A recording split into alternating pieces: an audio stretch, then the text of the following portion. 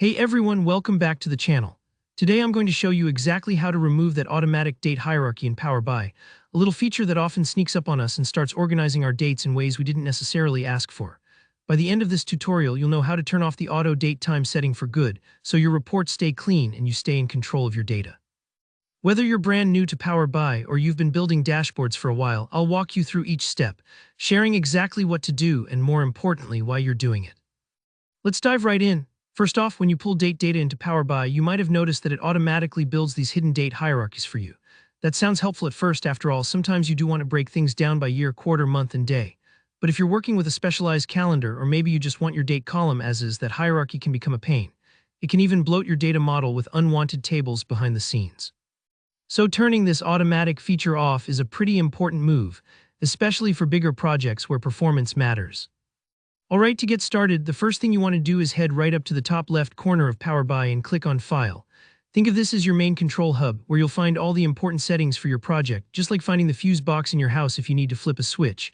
Once you've clicked File, look for Options and Settings. Go ahead and click there. Don't worry if it takes a moment to find. Power BI packs a lot into its menus, but once you know where things are, it gets easier every time.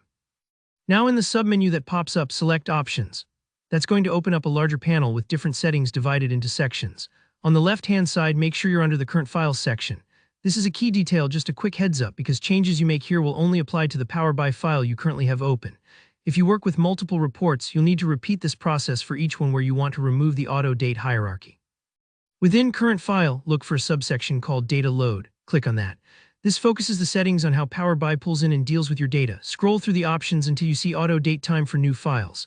By default, this box is most likely checked, which means Power BI will keep automatically building those hidden hierarchies every time you connect to a date field.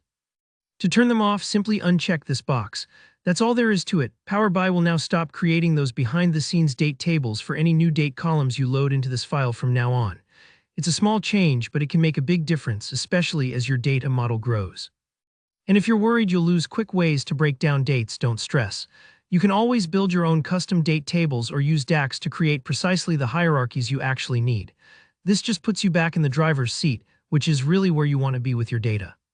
So to quickly recap, you went to File, Options and Settings, into Current File Options under Data Load, and simply uncheck that Auto Date Time box for new files. Power BI won't create any more surprise date hierarchies moving forward. Alright, that's it. I hope this walkthrough helped clear things up.